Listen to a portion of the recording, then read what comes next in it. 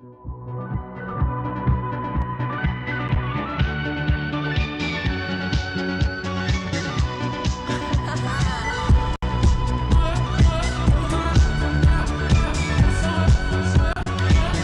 and welcome to Timeless with Julie Hartman Live. It is Wednesday, October 16th, 2024. I'm Julie Hartman, and it is great, as always, to be with you. You know, for a while, I was introducing Sean McConnell in the producer's dungeon, and then we had some technical difficulties on the show, which seemed to be just a feature of the show, as permanent a feature as me being the host is. And we may have Sean back. Do we have Sean back? Let's see. We are still having technical difficulties, but you have my voice. I'm truly shocked that we're having technical difficulties. Well, I'm very happy to have your voice, if not your voice and your face. But I will want to hear your chime-ins this episode because today we're doing a comparison.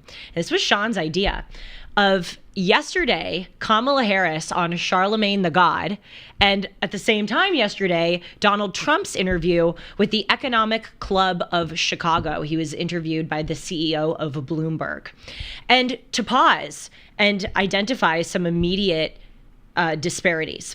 Apparently, Kamala Harris was invited to speak at the Economic Club of Chicago and did not respond or declined to take them up on that invitation. Trump decided to go. And if you look at those two forums, there really is no comparison in terms of the intellectual rigor that the candidates were subjected to. In fact, Charlemagne the God was asking these questions that were so obviously pro-Trump, so obviously pro-Harris, that it was just ridiculous. They were not being teed up in a normal way. And then on the other side, the head of Bloomberg, who was interviewing Trump, was teeing up the questions in a very adversarial way. For instance, Charlemagne the God at one point said, can we just acknowledge that this is not going to be a free election? This is just, can we just acknowledge that Trump is going to steal it or he's going to try to contest the results of the election? And then Kamala was like, yes, I don't know what to say. It's so true. And then on the other side, there was this clip where the CEO was talking to Trump about January 6th. Let's roll that. It's clip 20.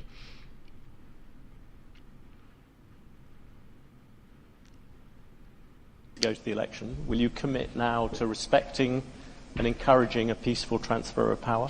Well, you had a peaceful transfer of power. You had a peaceful transfer of power. You had a peaceful...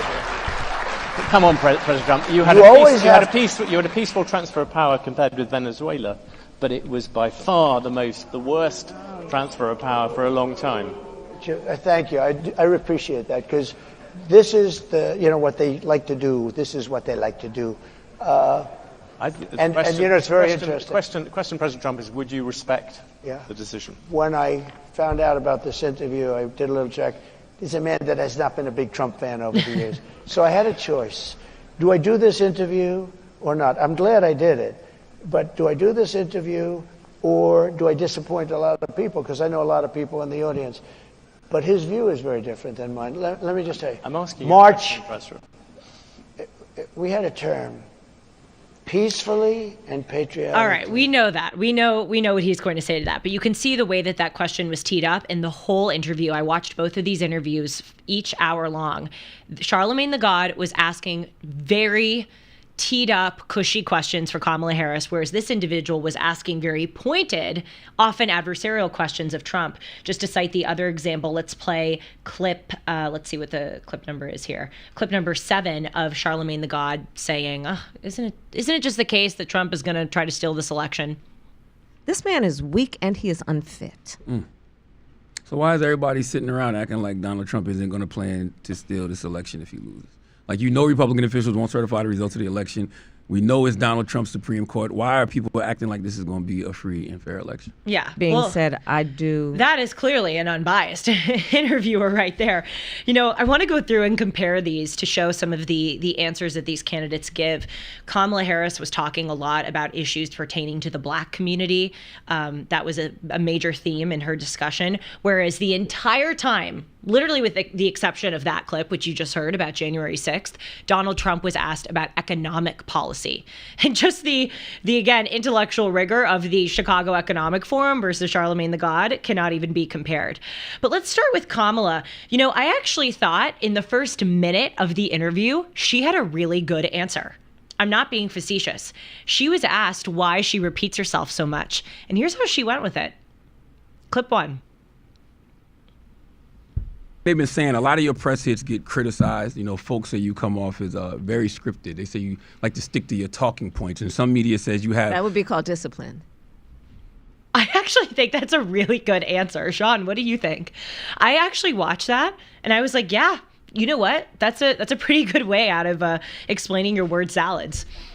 Well, I gave this to you for 2 reasons. We're less than a month away from a big election. Yeah, and we're not hearing from them. Here. And I didn't tell you anything. I just gave you the 2 interviews, and I knew your brain would do this. And it was such a juxtaposition between Trump taking hostile interviews and Kamala taking softball interviews and the way they handle these things. And I just knew you would dissect it, so I'm glad you did. Yeah, let's give her credit where credit is due. Every now and then she answers something directly. Good answer. Honestly, good answer. But she, throughout the interview, went on, reciting the old and tired lies about Donald Trump. You know, in that whole Chicago Economic Club of Chicago interview, I could have missed it. I actually didn't see one time where he said something about Kamala Harris or Joe Biden. I think maybe one time he referenced them with regard to tariffs, but really the entire time I was actually quite stunned. He didn't reference them. Let's go through what Harris said. She repeated the bloodbath lie again. How many times is she going to repeat this? And how many times are people going to allow her to? You know what? Charlemagne the God knows. He knows that this is a lie. Let's hear it. Clip 4. Donald Trump has promised This is to a caller. seek revenge. My question is, will our military be there to fight for our freedom after the election should Trump start another insurrection? Well, you raise a profound point. That is very much a part of this election cycle in terms of what the American people have a choice right now. So, January 6th, Donald Trump incited a violent mob. Oh, here we go again. To try and undo the will of the people and undo the results of a free and fair election. That violent mob attacked the United States Capitol. Over 140 law enforcement officers were injured. Some of them were killed. And he has said since then that there will be a bloodbath after this election. He was for literally the a million and one time. He was talking about electric vehicles coming from China, and he said that if you don't elect me and I don't basically slap tariffs on China, it's going to be a bloodbath economically. He was not talking about the eruption of violence. It's such brainwashing and gaslighting. Yeah, go ahead. I'm seeing she's disciplined. Yeah, and she is, because her greatest selling point, maybe her only selling point, other than her being a woman of color, is that she is not Donald Trump. And she's very disciplined in not getting away from that and not exposing herself to any hostile environments where she may be forced to talk about anything but that. Yeah, it's true. And it's amazing how much she goes back to these talking points. I'm going to play for you a few more, but I just want to compare that. The discussions that we're hearing so far on Charlemagne the God, and there are so many more examples, with what Trump was talking about. Let's do a little switcheroo. Literally, same time, different venue. This is clip 15 where Trump is talking about foreign trade deals. There are a lot of jobs that rely on foreigners coming here. You're going to basically stop trade with China. You're talking about 60% trade on that. See how adversarial the questions are. You're talking, as you said, 100, 200% on things you don't really like. You're also talking about 10, 20% tariffs on the rest of the world. That is going to have a serious effect on the overall economy. And yes, you're going to find some people who will gain from individual tariffs. The overall effect could be massive. I agree it's going to have a massive effect, positive effect. It's going to be a positive, not a negative. Well, let me just tell you, I know how committed you are to this, and it must be hard for you to, spend 25 years talking about tariffs as being negative and then have somebody explain to you that you're totally wrong. It'll have a negative, I'll go a step further. If you don't do this, this country has no chance. 40 million jobs is a lot of jobs to rely on. They're all coming back. Those You've are 40 lost- million jobs. Those are 40 million jobs in America that rely on trade. Are you ready? John Deere, great company. They announced about a year ago they're going to build big plants outside of the United States, right? They're going to build them in Mexico. And you threatened They're them also with going to tariffs, build. and they stopped. That's right. I said, if John Deere builds those plants and not selling anything into the United States, they just announced yesterday they're probably not going to build the plants, okay? But just contrast them. Let's go back to Kamala. This is clip 5.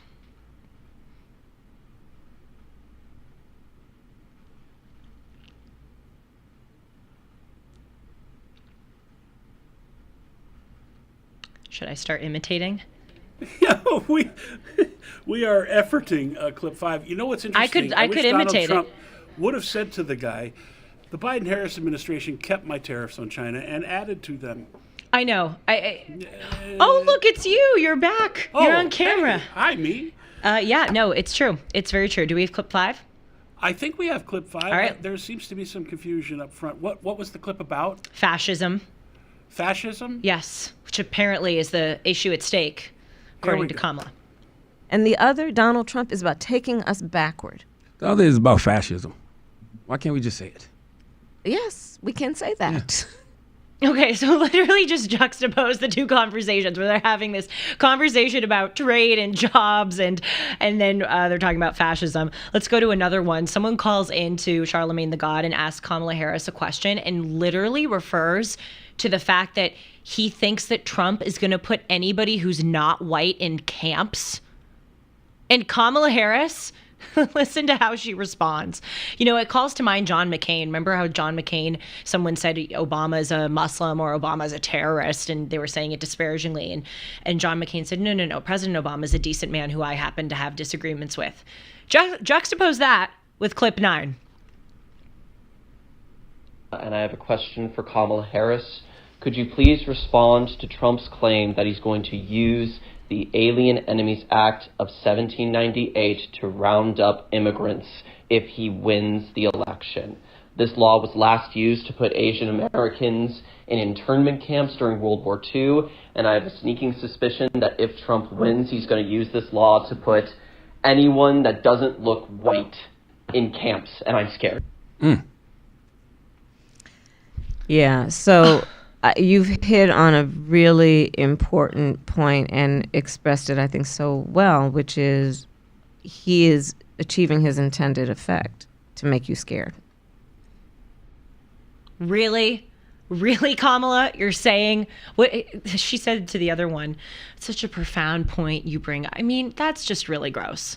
You can vehemently oppose his deportation policies. You can vehemently oppose him as a person. But to have someone call in and say that he's going to round up non-white people and put them in camps is so slanderous and so disgusting. And the fact that she wouldn't shoot that down, I think, is terrible. And God knows Trump says terrible things about Kamala and Joe Biden, but he would not let that one go. You know, he would cut it and go, they're not going to do that. Their problem is XYZ. He would not let that happen. It's just, they have to spread these lies about Trump. They have to inculcate this kind of fear. The irony is that she is saying that Donald Trump is succeeding at inculcating fear. She is succeeding at inculcating fear by letting stuff like that go unchecked.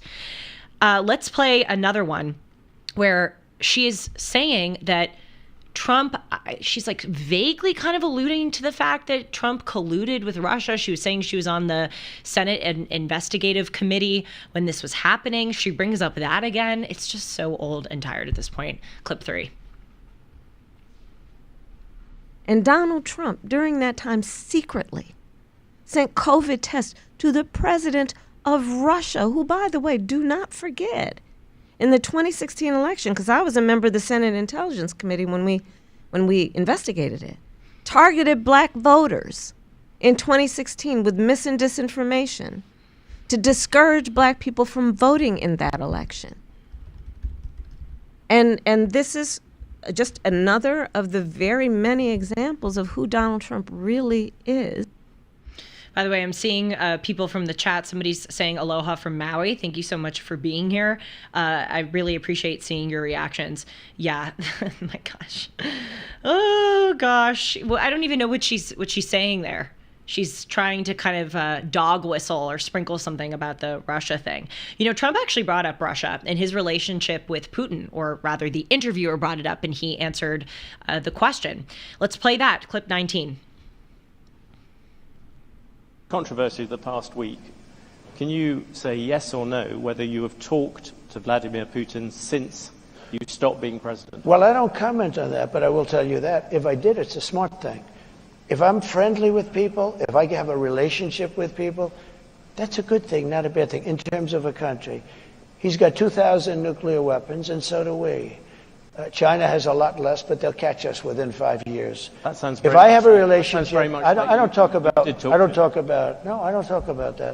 I don't ever say it. But I can tell you what, Russia has never had a president that they respect so much, but more importantly, or less importantly, I guess, I went into Russia and people said, oh, he likes Putin and Putin likes him.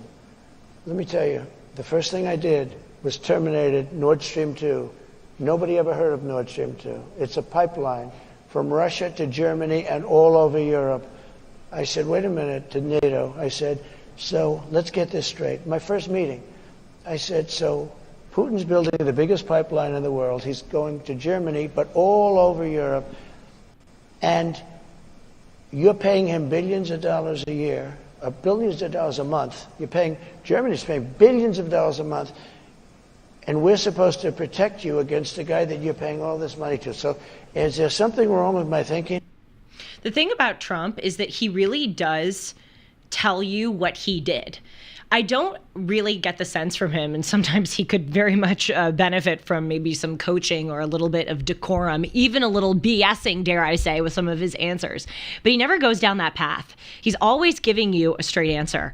And again, just juxtaposing the word salads that Kamala would serve up and the total avoidance of questions, comparing that with things that Trump said, it was just so funny.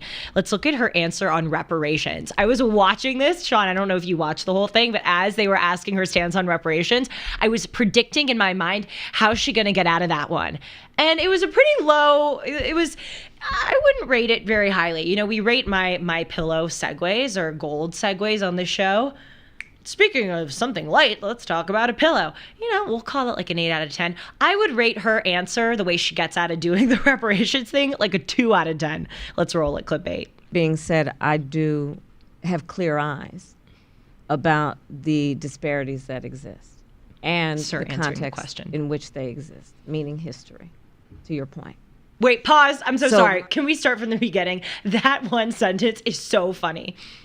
Being said, I do have clear eyes about the disparities that exist and the context in which they exist, meaning history, to your point. Wow. So my agenda, well, first of all, on the point of reparations, it has to be studied. There's no question about it. It has to be studied. And I've been very clear about that position. In terms of my immediate plan, I will tell you a few of the following. One, as it relates to the economy, which is a lot of what you have addressed. Look, I grew up in the middle class. No, not this again. Oh, the SNL woman, what's her name? Maya Rudolph. She was so funny. They did a Family Feud episode, and they asked her some question that had nothing to do with her background. She's like, "Look, I grew up in the middle class." It's hilarious.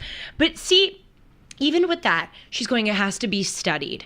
Come on. We know that's a nothing answer. It has to be studied. And then she's going, as far as some of the programs that we're implementing or the work that we have done, I grew up as a middle class kid. She starts on that tirade. Again, let's go back to Trump. Trump sometimes gets on these rambling tirades. What, Sean's cutting in. You disagree that? Oh, no, it's not only that. She, in the past, there's a past clip of her with Reverend Al Sharpton saying that when she becomes president, she will sign reparations into law. Wow. Well, that doesn't shock me. And yeah. This is another example of her distancing herself. But notice that I'm going to zoom away. I'm going to swim away like an octopus, maneuvering around and away from that question. Let's compare that with Trump. I love when he tells stories and he's telling you, this is what I did and this is what I'm going to do again. Clip 18, he's talking about negotiating with France. I said, they won't do it, sir. It's too late. I said to somebody else, you come. Then I said, let me do it. And I called him. And I said, Emmanuel, you're taxing American companies very substantially. You're not doing it with other companies. You must think we're stupid. It's not going to happen. But Donald, I cannot do anything. It's too late. Or it was approved by a legislature. I said, that's okay. Here's the story. Every bottle of wine and champagne that you send into the United States, effective immediately, and I'm signing it as I speak, I'm charging you 100% on every bottle of wine and champagne. You know, they like the wine and champagne, right? Every bottle of wine and champagne that comes into the United States of America has a tax on, starting on Monday morning, this was a Friday, of 100%. And that's better than you're doing, okay? And he said, no, you cannot do that. I said, I've done it. It's already signed. Monday morning he goes, may I call you back? Yes, he calls me back in about 3 minutes. We have decided to remove the tax. I love it. I love those stories and his imitations. You know, there was a part of the clip where Trump referred to Gavin Newsom as new scum, and I really wish he wouldn't do that. I just think you have to be dignified and respectful of people always. I can understand the impulse. Let's just say he's my governor here in California. I can understand the impulse, but he is just on one, and he makes the crowd roar. He's very engaging, and with Kamala, you just fall asleep sometimes because it's like, where are you going with this girl? She actually was talking about God, if you can believe it. Yeah, somebody, I think a reverend came and asked her a question about what she would do for the black church. And she said that she grew up in the black church. And then she starts talking about the magnanimity of God, and then you just kind of lose her. But let's listen to Kamala's soliloquy on the divine. Clip 13. We are talking about people who are driven by faith and the ability to see what is possible. By faith, where I was raised, and I know many of us were, understanding that our God is a loving God, that our faith propels us to act in a way that is about kindness and justice and mercy, that is about lifting one another up. And let's talk about the contrast here. Donald Trump and his followers spend full time trying to suggest that the measure of the strength of a leader is based on who you beat down. Oh, this one. Which is absolutely contrary to the church I know. He sells Bibles, though. Where our church and my church is about saying true leadership, the measure of that is based on who you lift up. You build up. And yes. And then he's selling $60 Bibles or tennis shoes. Can we just replay the first 10 seconds of it? I think, like the other answer, the first 10 seconds, the history answer, the context in which this occurs, that is history. Let's listen to the first few sentences again. We are talking about people who are driven by faith and the ability to see what is possible. By faith, where I was raised, and I know many of us we're talking about people who are driven by faith and what is possible by faith. I really do love the memes of, remember in school when you had to write the essays in a certain word count. Oh, God, it's so funny. All right, let's talk about her addressing weed, legalizing marijuana. Very interesting. And we know that over the past 2 days, she came out with this program specifically targeted at winning over black male votes. And one of the promises is that she would decriminalize marijuana. She was asked about this. She was actually asked about her record as a prosecutor first. One of the few questions that Charlemagne the God asked that was a bit adversarial or at the very least, more neutral than an endorsement. Let's hear it. Clip 10. And one of the biggest pieces of misinformation, one of the biggest allegations against you is that you targeted and locked up thousands of black men in San Francisco for weed. Some say you did it to boost your career. Some say you did it out of pure hate for black men. Please tell us the facts. What's the facts of that situation? It's just simply not true. And what public defenders who are around those days will tell you, I was the most progressive prosecutor in California on marijuana cases and would not send people to jail for simple possession of weed. And as vice president, have been a champion for bringing marijuana down on the schedule. So instead of it being ranked up there with heroin, we bring it down. And my pledge is, as president, I will work on decriminalizing it. I actually want to look that up. When was weed removed from, because there are schedules, there's Schedule 1, Schedule 2, Schedule 3 drugs, and they're the categories of harm. So we'll have to check on that. But it's just interesting. I mean, she's been talking for many, many years about decriminalizing marijuana. It's just one of those things that I believe that they're just coming back to. And, there was actually someone who asked a question about this that sort of indicated that some of the promises, such as decriminalizing marijuana, seem to come up every election cycle. And might that be a bit of a manipulation of the Black community? This is clip 2. Yesterday, I read that there is a new opportunity agenda, a plan for Black men, which includes a proposal of forgivable loans up to $20,000 for 1 million Black entrepreneurs. What would you say to the people that would consider the timing of this proposal as political timing? And how would you speak to the sentiment that support for Black men is only sought out during election cycles, and feels that building trust requires consistent engagement and genuine investment into the community outside of election periods and political benefits for politicians, and may view that some people in the Democrat Party use Black Americans to play identity politics? Great question. So first of all, thank you for your question and for being here. I've been in this race about 70 days. You can look at all my work before those 70 days to know that what I'm talking about right now is not new and is not for the sake of winning this election. I'm going to cut it off right there because I promise you the rest of what she says is really not entertaining to listen to. She brings up the child tax credit, which, okay. All right, so that's that. Let's go on to, actually, Charlemagne the God said, what have you done in your 4 years to get closer to decriminalizing weed? Notice this answer, and then we'll play another answer where she kind of inculcates some confusion as far as what is actually in her power to do. Let's start with clip 11. Because you're saying you want to legalize it now. What steps did the Biden administration take to get closer to that reality? So we had to work with the DEA, and there's a certain level of bureaucracy that exists in the federal government that slows things down, but essentially to bring down how weed is classified, how marijuana is classified, to make it classified as a lesser harm. Mm-hmm. And so that took some time. There's a whole process around that, but that's the work that we have done.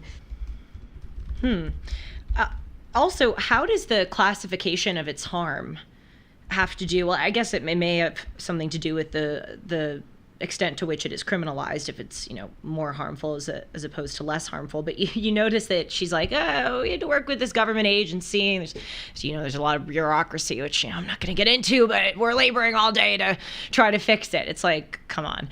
It's interesting to look at that answer. And then she's talking about the border, and she's saying Congress has to act. And this is something that I noticed specifically with Kamala Harris. It's like, it's inculcating confusion in the American people about which she actually, as president or as vice president, has the ability to do. And when she wants to take credit for something, she can take credit for it. But if she wants to say, oh, it was out of my jurisdiction, it was out of my prescribed powers, she does that. So you notice she did that here with the weed thing. Oh, there are all these, kind of bureaucratic agencies. She does it again with the border. Clip 12. Here's what has to happen.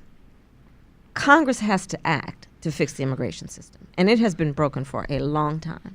Congress has to act, but it does not help when finally a bipartisan group got together to fix it, and Donald Trump told them, hold on, don't do that, because it won't help me politically. Mm-hmm. It's funny. We actually have gotten so far away from understanding what the president has the power to do. And really almost every single modern president has in significant ways gotten away from the constitutionally prescribed powers of the president. The president really actually is more of a military position in the scope of things. The legislative branch, Congress, is in charge of making laws. The judiciary is in charge of enforcing, or since 1803, interpreting laws. And then the president is actually like kind of the figurehead of the country, the one who signs treaties, the one who is the commander-in-chief of the military. That's where the term commander-in-chief comes from. Just doing a quick Google search here, the U.S. Constitution gives the president powers, many powers, including the commander-in-chief, treaty negotiations, the veto power, that is an important legislative power, the appointments for the Supreme Court and other court positions, pardons, executive privileges, that is executive orders, which have been really kind of stretched. They can appoint ambassadors, appoint cabinet positions. So you see, it's actually more of a figurehead is kind of the wrong word, but administrative, leader of the country position. They're actually not supposed to get so much into lawmaking as they do now. But let's be real. Over the past 50 years, the lawmaking ability of a president has stretched so much because of executive orders. You can sign an executive order and basically do whatever you want. It's horrible, but it's true. I mean, when President Joe Biden got into office, his first executive order was to kill the Keystone Pipeline. Trump issued an executive order about banning for 90 days certain foreign nationals from countries that were on the state-sponsored terrorist list from entering the United States until we could get our visa situation sorted out. And so it's just like, come on, when you're the president now, and I'm not saying this is a good thing, you can sign an executive order decriminalizing weed. You can sign an executive order with regard to the border. If you can sign an executive order killing a pipeline, the construction of a pipeline, I can promise you that you can do the other things. But people just have such a lack of understanding because of our schools and just because of our culture of what actually a leader is supposed to do. And I think both sides, not just the Democrats, but especially the Democrats, like to exploit that lack of understanding. So that's all I have for you today. I mean, those are a lot of clips. But again, I think the through line is that you look at the questioner. We can see that Charlemagne was very hospitable to Harris, whereas the questioner from Bloomberg was certainly adversarial to Trump. The intellectual fortitude of the conversation was certainly more formidable in the Economic Club of Chicago than in the Detroit studios of Charlemagne the God. And just, in my view, it's just the word salads, the lack of actually answering the question. And it's kind of weird to me that most Americans don't see through it. Even if you don't like Donald Trump, can't you just see that this is not giving you anything substantial? Like the answer on reparations, the answer on weed, the answer on the border. Like I don't understand how people can look at that and actually think that they are being treated seriously and being told something truthfully and straight as opposed to just talking points. Sean, you got any last comments? She is very disciplined. Yeah, no, it was a good answer. I also thought... She never strays from the answers. It's the same stuff. Look at, I'm doing the Trump. I know. No, he goes like... I know, but she does a lot of the gesticulating too. I actually thought she had another good answer that we heard in there. It was when she was talking about... She was responding to the guy who said, don't you just... basically call upon the Black community when you need votes, and doesn't it require more consistent engagement and actual results? And she said, I've only been in this race for 70 days, but you can see my record. I actually thought in the terms of getting away from questions, I actually thought that was a pretty good answer for her to say, look, I'm unrolling this plan now because I've only been here for 70 days. That was a pretty good swerve on Kamala's part, I think. All right, let's see if we have any, well, I guess I can't see the chat because technical difficulties. Shocking. Totally shocking, though I did see it for some time, and I thank you so much for being here. I'll see you this Sunday for Dennis and Julie right here on this YouTube channel at 1 o'clock Pacific, 4 o'clock Eastern. And of course, I'll see you next week for Timeless, and let me know what you think. If you agreed or disagreed with anything I said, if you liked the interviews, if you learned anything from those interviews, you can always email me about anything at julie@julie-hartman.com. Take care, everyone.